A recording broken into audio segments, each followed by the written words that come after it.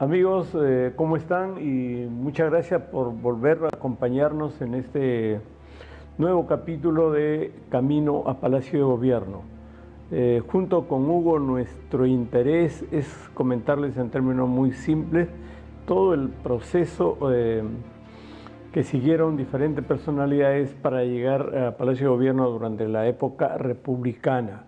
En el capítulo anterior nos quedamos en pleno gobierno del presidente Billinghurst, que como lo dijimos un momento era el principio de las políticas populistas en el Perú. Cuando él hablaba del pan grande versus el pan chico del otro candidato, De Anteron. Antero Aspíllega, Ajá. entonces ahí empezó la etapa del populismo. Luego este mismo Billinghurst fue el que otorgó las 8 horas de trabajo y así sucesivamente. Nuestro interés es comentarles en términos muy simples cómo es que llegaron a Palacio de Gobierno y qué lo que hicieron. Claro que es muy difícil narrar exactamente todo lo que hizo cada presidente, pero tenemos una síntesis de lo que pasó ya en las primeras décadas del siglo XIX. ¿Te parece, Hugo? Siglo XX, ¿no? Eh, Sí, ¿cómo están todos? Un gusto nuevamente estar aquí. Precisamente, tal como lo mencionaste, Virgilio, el presidente Billinghurst ha sido muy populista y también tenía otras pretensiones, como por ejemplo hacer que el Congreso y el presidente se elijan al mismo tiempo, porque en esa época no se elegía al mismo tiempo, se elegían en diferentes tiempos y eso hacía que el presidente no gozara de un Congreso a su favor. El Congreso le era adverso totalmente a Billinghurst y es por eso que se inició la caída de Billinghurst, porque el Congreso entró en riña, en pelea con él. Y esto hizo que Billinghurst decidiera cerrar el Congreso y antes que lo cierre, pues el Congreso actuó rápido, fue más rápido que él y lo vaca a Billinghurst. Hay una serie de sucesos que pasan ahí, eh, porque ahí entra en escena el jefe del Estado Mayor, Óscar Raimundo Benavides, que era un militar, y es destituido por Billinghurst. Y esto lo único que hace es empeorar las cosas y ya Billinghurst, perdón, Benavides se arma y decide dar el golpe de estado a Billinghurst antes de que las cosas pasen a mayores. Es así como ingresa al poder Óscar Benavides mediante un golpe de estado dado en mayo de 1914. Ahí ingresó Benavides como presidente provisorio. Ya el Congreso lo ratifica como tal. Y pues ahí, durante el gobierno de Benavides, estalla la Primera Guerra Mundial. Eso es un dato también que hay que recordar, ¿no?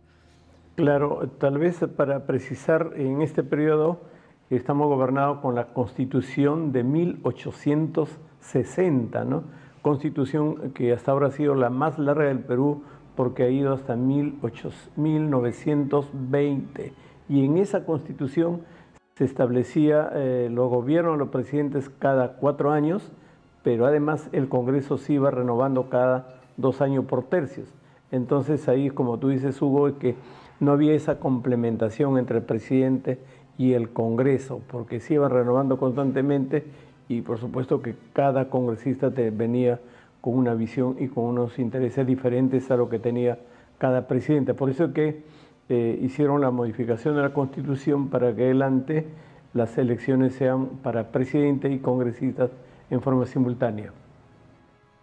Sí, entonces, retomando esta historia, eh, Benavides llega al poder mediante golpe de Estado a Billinghurst para impedir la disolución del Congreso y salvar la oligarquía del populismo, porque el, había una oligarquía que defendía pues la élite limeña y Billinghurst era como un enemigo de esa oligarquía, porque él era populista, él era de ese tipo de gobernante. Y Benavides pues da el golpe y se queda a gobernar un año nada más. Durante su gobierno llamó a elecciones, fueron las elecciones de 1915, donde se presentó José Pardo Ibarreda, un candidato del Partido Civil, Y se presentó también el hermano de Nicolás de Piérola, por el Partido Demócrata. Piérola ya estaba anciano, así que mandaron a su hermano Carlos Piérola, pero él no gozaba de mucha popularidad, así que no ganó, solo consiguió un 9% en las elecciones. Y José Pardo Ibarreda, el hijo de Manuel Pardo y Lavalle, consiguió 91% en el escrutinio, ¿no?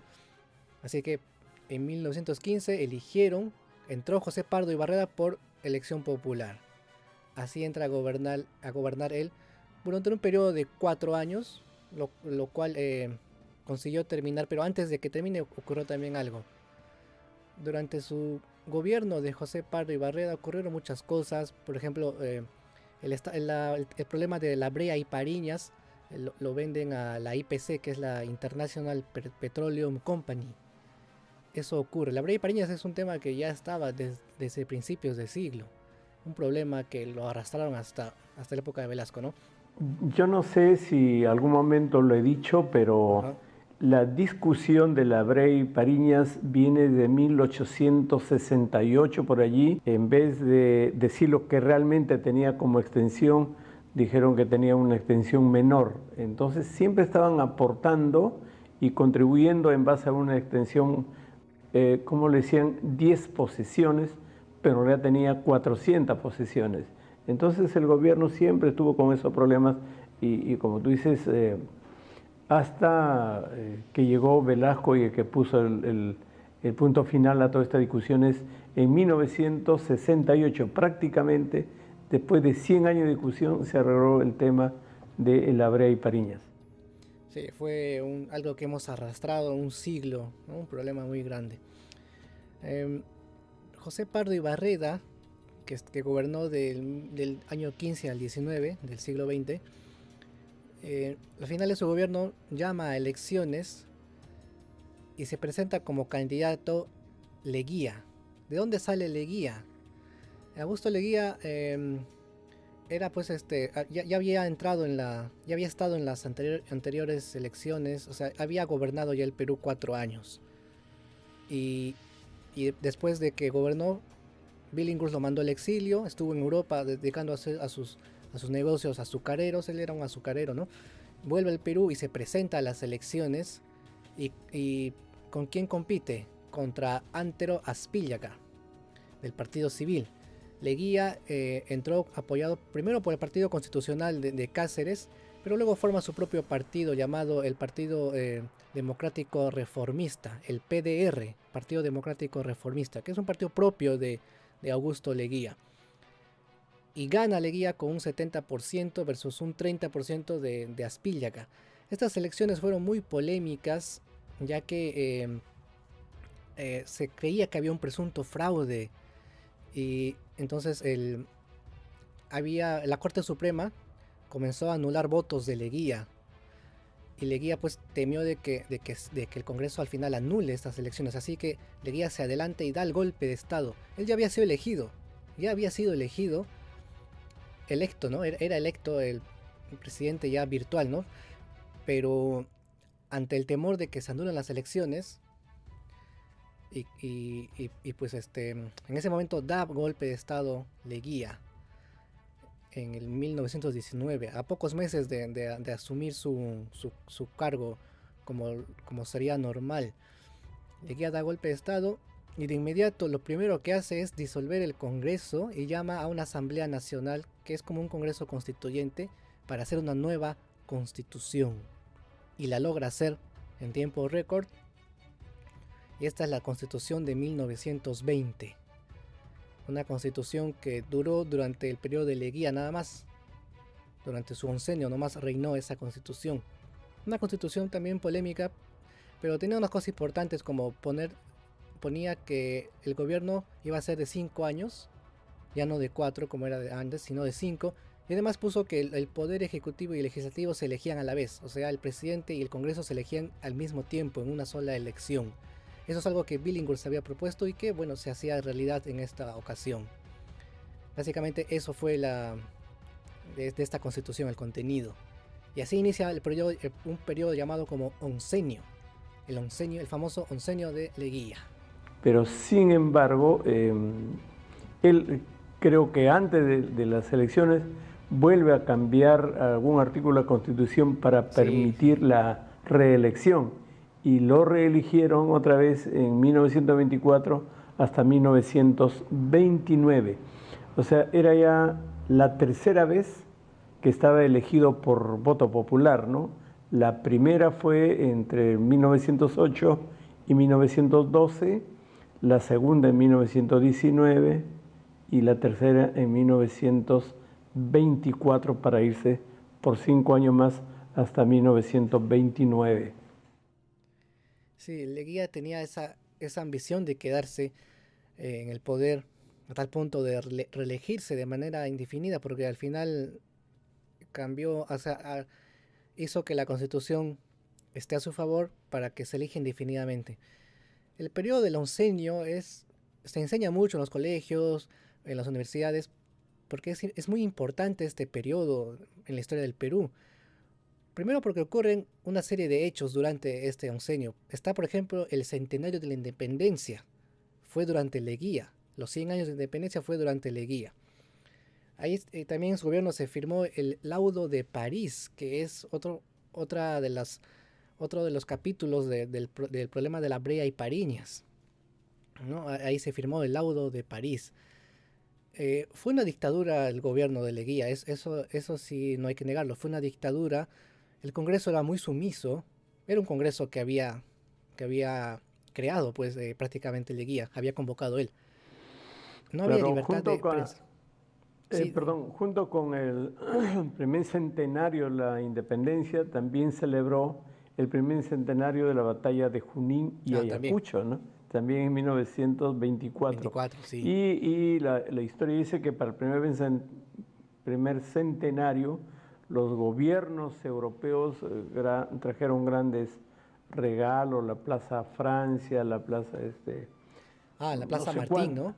la Plaza San Martín, todos eran regalos que los gobiernos europeos nos daban al cumplirnos el primer centenario de, no sé si llamarle de independencia o de invasión, depende cómo uno se lo mire, ¿no? Claro. Pero igual celebraban también la batalla de Junín y Ayacucho. Y claro que en 11 años ha hecho muchísimas obras. Sí, sí, Leguía claro. es un, en los colegios nos enseñan como un gran presidente, pero la debilidad fue en que progresivamente los que estaban al lado de Leguía lo adulaban hasta que al final se iba convirtiendo poco a poco en un gran dictador, y esa actitud de dictador al final también trajo como consecuencia su destitución, ¿no? Sí, Leguía se enseña que fue un dictador, eso sí se enseña en los colegios, ¿no? Que fue un gran dictador. No había libertad de expresión en su gobierno, no había libertad de expresión. Los diarios eran cerrados. El diario La Prensa, muy conocido de la época, fue cerrado. El diario El Comercio ha sido atacado varias veces. Surgieron bastantes personas que están contrarias al gobierno. Por ejemplo, aparece ahí la figura de Víctor Raúl Haya de la Torre. Y de inmediato es exiliado por sus revueltas, es exiliado a México, y en México crea el APRA. Y justo sucede esta creación durante el gobierno de Leguía, durante el oncenio. El oncenio también trajo otras cosas, como las disputas con los territorios vecinos, por ejemplo Colombia. Se dice que Leguía fue un entreguista, que se dio varias trozos de territorio peruano a varios países, entre ellos Colombia, con un polémico tratado llamado el Tratado de Salomón Lozano, porque esos son los apellidos de las personas que firmaron este tratado. Y ocurrieron estas cosas, ¿no? El problema con Leticia en el norte, en Loreto. Y también ocurrió otro hecho muy importante llamado Tratado de Lima, que consiste en la reincorporación de Tacna al Perú. Esto ocurrió el 28 de agosto de 1929 y fue todo un acontecimiento. Ahora Hugo, en el programa anterior Sí. quedamos en investigar en qué gobierno es que perdimos la mitad del lago Titicaca, ¿no? No sé si tú revisaste o fue en Leguía o fue un gobierno anterior, pero lo cierto es que muchos presidentes fácilmente lo que han hecho es entregar territorios, ¿no? Entregar territorios, como el caso de Leguía con Colombia, el lago Titicaca, y con Brasil también se ha perdido territorios. Entonces la forma de resolver los problemas de nuestros gobernantes ha sido entregando territorios, y por eso que creo que lo he dicho en algún momento, el Perú actual es la mitad de su territorio original. Sí, prácticamente el Perú pudo haber sido mucho más grande de lo que es, ya que el virreinato del Perú era extenso, muy extenso. Pudimos haber obtenido por derecho toda esa extensión, pero bueno, surgieron entes políticos en cada región que hicieron que el Sudamérica se fraccione en varias partes. Y bueno, y producto de eso es los conflictos territoriales que hemos tenido hasta el siglo XX. Incluso hemos arrastrado con Ecuador, ha sido el último, en el año 95 creo, con el protocolo de Acta de Brasilia, que ahí al final hemos definido nuestras delimitaciones territoriales. Pero bueno, Leguía tuvo este enseño muy polémico, muy dictatorial, muy autoritario. Y cuando llegó el año 29, tenía que haber elecciones. Y Leguía, tal como lo dijiste, Virgilio, hace una enmienda a la Constitución, una variación. Y el Congreso, obviamente sumiso, lo acepta y hacen que la reelección pueda ser indefinida. Leguía nuevamente se lanza como único candidato otra vez. Obviamente gana porque él mismo se apoya, es el gobierno, ¿no? Unas elecciones bastante impopulares fueron, irregulares. Se considera un fraudes. Se considera en esa época un fraude electoral. Gana Leguía y Leguía empieza un tercer periodo y ya los peruanos estaban ya agitados, ya no querían más leguismo. Y además ocurre un hecho trascendental en la historia del mundo, que es la famosa crisis de la caída de la bolsa de Nueva York. Ocurrió, pues, llamaron un jueves negro, ocurrió en octubre del 1929 y se llama el crack del 29. Ahí comienza la Gran Depresión. Exactamente, la Gran Depresión. Entonces, Leguía empieza su cuarto o quinto periodo de gobierno en 1929, pero cuando se da la Gran Depresión resulta que toda esa bonanza económica que tenía el Perú con impuestos y con exportaciones, resulta que se cae, ¿no? Se caen las exportaciones, se caen los precios.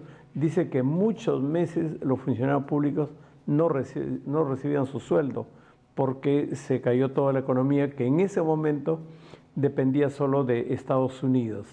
Recordemos que un momento dependíamos de Inglaterra por el tema del guano, luego en otro momento empezamos a depender de Francia también por el contrato Dreyfus, pero cuando llegó Leguía y vino todo el tema de la automotriz, ya dejaban los ferrocarriles y empezaban los automóviles y los camiones, empezó una dependencia americana, y cuando se dio la Gran Depresión, el crack de la bolsa de valores, entonces le afectó al Perú.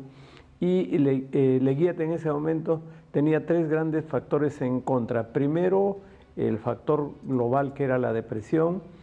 Segundo, los reclamos de la población porque entregó territorios o por los acuerdos tanto con Colombia como con Chile, y una manifestación que realiza de Víctor Raúl Aya de la Torre y la presencia donde la política ya iba cambiando de los grandes terratenientes, de la gran burguesía, iba cambiando a las movilizaciones sociales. Ya empezaba la madurez política de José Carlos Mariátegui y la madurez política de Aya de la Torre. Entonces, con esos conflictos ya el gobierno de Leguía iba debilitándose, además del cansancio de la población que ya tenía como 11 años gobernándonos, ¿no?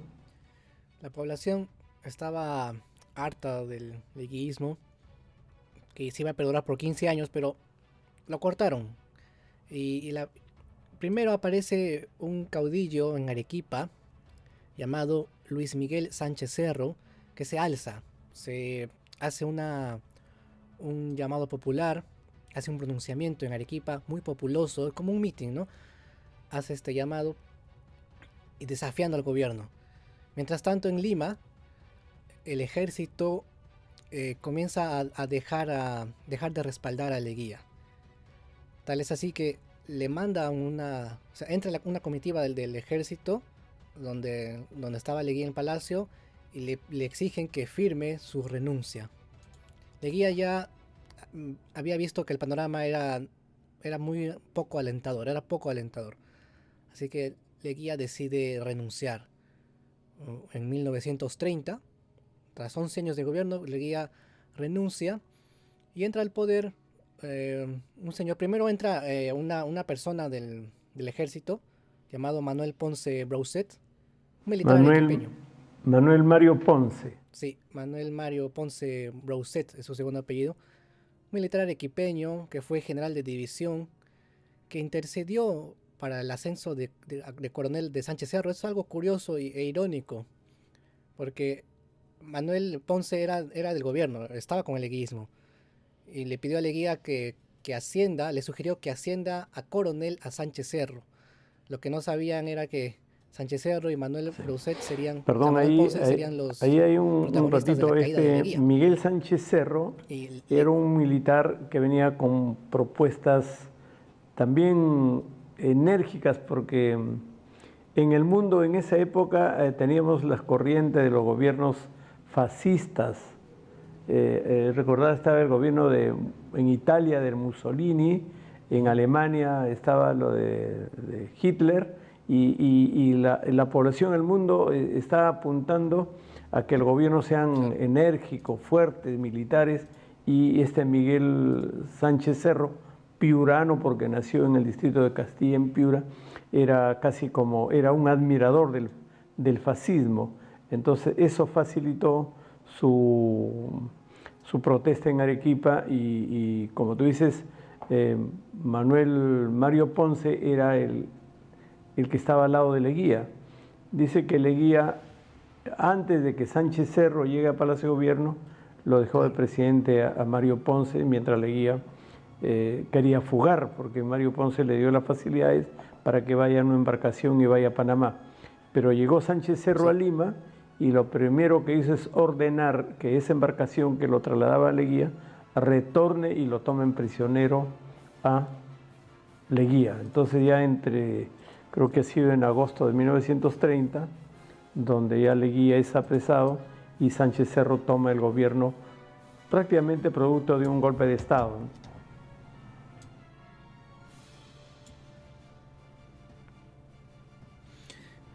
Sí, eso fue un golpe de estado prácticamente. Sánchez Cerro, un dato interesante es que llegó a Lima en avión.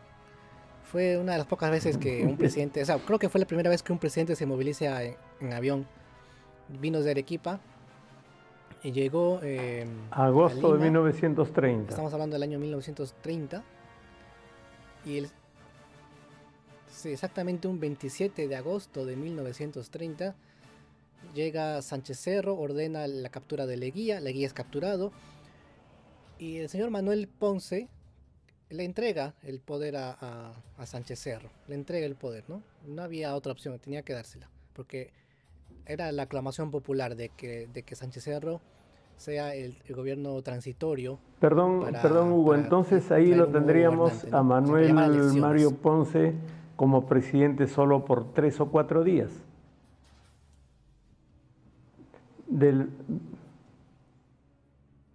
Sí, a Manuel Ponce o está sea, ahí solamente tenemos un del presidente 25 del al Perú 27 por de 2 días. agosto. 2 días nada más estuvo. Ese intercambio entre la salida de Leguía y la Por presencia dos de Sánchez días. Cerro. O sea que uno puede venir por alguna circunstancia y te hace presidente del Perú por 2 días, como lo que pasó en agosto de 1930. Claro, Manuel Ponce llega al poder tras provocar la renuncia de Leguía. 2 días y le entrega el poder a Sánchez Cerro. Y Sánchez Cerro gobierna, era presidente de una junta de gobierno, pero sucede que hay un periodo de deflación, bajan los precios del algodón, del azúcar, de la lana, y esto es para el Perú desfavorable porque el Perú producía algodón, lana, azúcar y los precios estaban cayendo. O sea, el Perú no estaba teniendo mucho ingreso y la gente lo sentía esto y la gente comenzó a irse en contra de Sánchez Cerro. Decían que que lo saquen a él del gobierno provisorio, que entre otro como gobernante provisorio para que llame elecciones. Así que Sánchez Cerro decide hacer caso a la gente y renuncia en marzo de 1931. Gobernó nada más que unos cuantos meses, de agosto a marzo, pues creo que son 4 o 7 meses más o menos. 7. Gobernó esos meses, renunció en marzo porque además había estallado una revolución popular en Arequipa. En Arequipa siempre ha sido el lugar donde han estallado las revoluciones. Casi todas las sublevaciones han sido en Arequipa. Es la Arequipa, la rebelde. Sí, Arequipa era muy rebelde y a pesar... Y eso que Arequipa era bien, en la época del reinato era bien leal a España, ¿no? Y aún así es un lugar muy rebelde en el Perú. Entonces Sánchez Cerro deja el poder y lo deja a un monseñor, a un cura, que gobierna menos de un día. Ese es el que menos gobierna, porque hay otros que gobernaron un día, ¿no?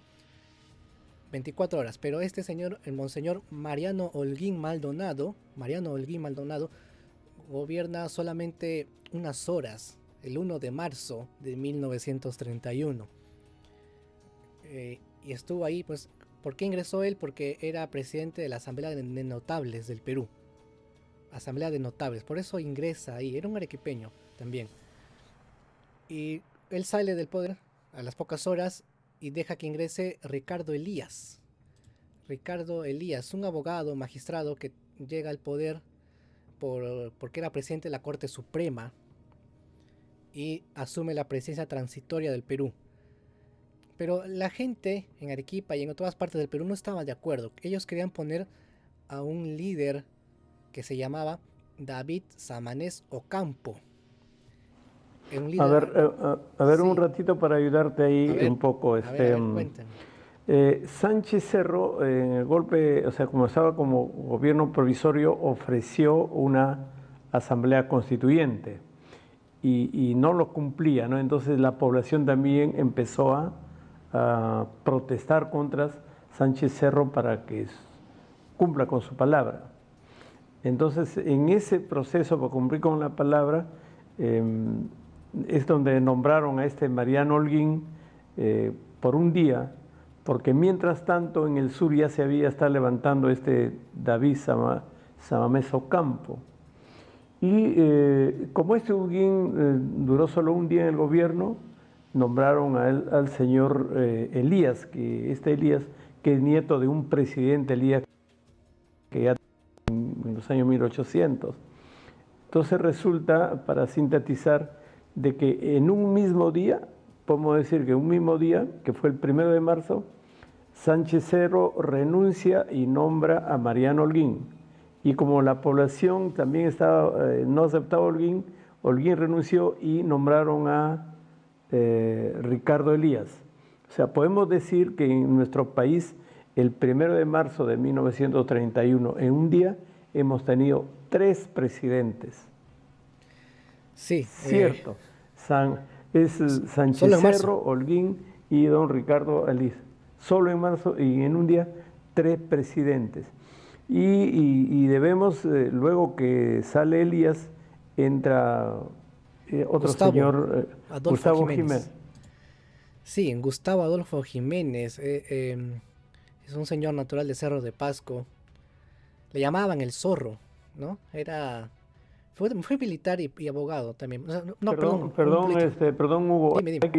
Hay que revisar el tema de Gustavo A. Jiménez, porque en un momento he leído que era de Paiján, de Trujillo. Paiján de Trujillo. Sí, por ahí he leído, pero es que falleció allí. Falleció en Paiján, La Libertad. Ahí falleció. Pero su nacimiento específicamente nació en Cerro de Pasco, pero murió en Paiján, ¿no? Por eso se le recuerda más por La Libertad, ¿no? La misión de Sánchez Cerro, o una de sus misiones, era cambiar esa constitución de Leguía. La gente no quería saber nada con el leguismo, así que lo cambian. En 1933 lo cambian. Durante este gobierno de Sánchez Cerro, que ya era constitucional y todo, ya era presidente constitucional de la República, durante su gobierno ocurre la guerra peruano y Colombia, o sea, la guerra colombo-peruana se llama, entre Perú y Colombia. Esta guerra pues es un resultado de lo que hizo Leguía. Leguía hizo un tratado llamado Tratado Salomón-Lozano, donde entregaba un trapecio, así le llamaban, trapecio del norte, de, para que Colombia llegue al río Amazonas, y así lo hizo, ¿no?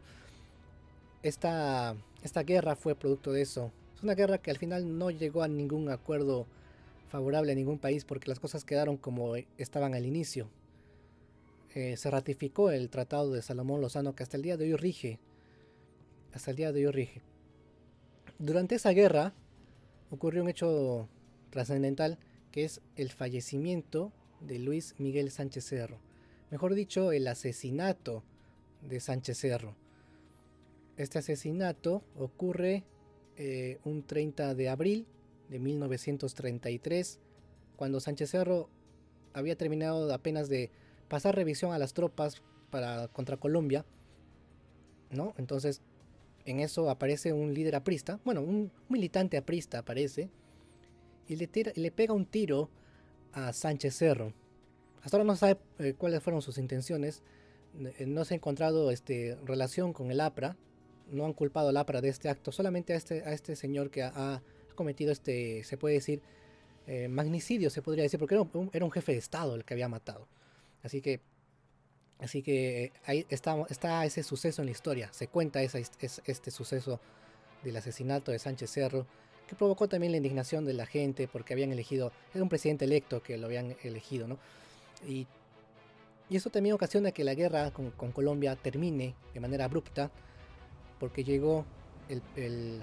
entró al poder Perdón un ratito ahí, Hugo. Sí, Sánchez dime. Cerro entró este segundo periodo por elección democrática, o sea, fue un presidente elegido constitucionalmente. Y en 1931 Claro. hubieron 4 candidatos y uno de los candidatos contendores, no sé si la palabra es, con quien competía era con Víctor Raúl Haya de la Torre. Fue la primera vez que el Partido Aprista ya participaron. Sí. Y dice la historia que de los 4 candidatos, Sánchez Cerro sacó los duplicaba en votos a los otros 3 candidatos. Entonces, el APRA, que tenía una gran movilización y tenía grandes organizaciones sociales, empezó a protestar y empezó a reclamar y empezó esa discusión permanente entre el APRA y Sánchez Cerro, porque el APRA decía que había fraude. No sabemos cómo, pero resulta que Sánchez Cerro duplicaba en votación a los otros candidatos. Y de ahí empezó esas discusiones y los rencores y residias permanentes hasta que, dice la historia también, que esto terminó con la vida de Sánchez Cerro. Como tú dices, alguien le disparó, vino la muerte de Sánchez Cerro y culparon al APRA como responsable de la muerte de Sánchez Cerro. Aunque hay otra teoría que dicen que podría ser Óscar R. Benavides el culpable del asesinato de Sánchez Cerro. Hay muchas historias que se comentan, pero lo cierto es que terminado el oncenio de 1930 a 1933 fue un periodo sumamente revoltoso de guerra, de cambio de presidente. Creo que en 2 años hemos tenido como 8 presidentes y en un día teníamos 3 presidentes. Entonces ha terminado con la vida de Sánchez Cerro, que, como dije en su momento, era un líder de carácter absolutamente enérgico, y por eso que la gente le aplaudía por el carácter que tenía, producto de su admiración a los gobiernos fascistas que venían de Europa. Qué bueno que mencionaste esto de Haya de la Torre, porque se me olvidó decir que en las elecciones del 31 participó Sánchez Cerro, Víctor Raúl Haya de la Torre y otros 2 más que están por ahí, José María de la Jara y Arturo Osores, bueno, que también participaron, y el que ganó fue Sánchez Cerro con 50% de los votos, un poquito más de 50%, y Víctor Raúl solamente consiguió 35%. Esto generó pues en Trujillo generó una revuelta muy grande, y esto ocasionó que Sánchez Cerro mande a sofocar esa rebelión en Trujillo. Se le conoce como el bombardeo de Trujillo, un hecho muy sangriento. Fue una de las cosas más sangrientas de esa década. Más incluso diría que la guerra con Colombia. Sangriento bastante fue. Ese fue el bombardeo de Trujillo. Y ya, pues justo termina con la muerte de Sánchez Cerro todo esto. Y ya narraremos en la siguiente vez cómo continúa esta historia, cómo llega al poder otra vez Benavides, ¿no? Otro militar que se queda en el poder un buen tiempo. Ya hablaremos por qué se queda un buen tiempo este señor. Y eso será pues en la siguiente ocasión, ¿no? De acuerdo. Sí, otra vez para agradecerles por esta compañía. Hemos narrado un periodo sumamente violento en nuestro país y como nuestro objetivo es narrar cómo llegar a Palacio de Gobierno, podemos decir acá de que estos presidentes han llegado a Palacio de Gobierno producto de la violencia, producto de las intrigas, producto de la fuerza, producto de las amenazas. Leguía, que fue chiclayano, Mario Ponce, que fue limeño, Miguel Sánchez Cerro, piurano, don Manuel Piurano, Ricardo Elías, que fue de Ica, y el último, don Samanés Ocampo, que fue un ciudadano de Apurímac. Acá nos quedamos con esta parte de nuestra historia, los agradecemos y será hasta el próximo programa de Camino a Palacio de Gobierno.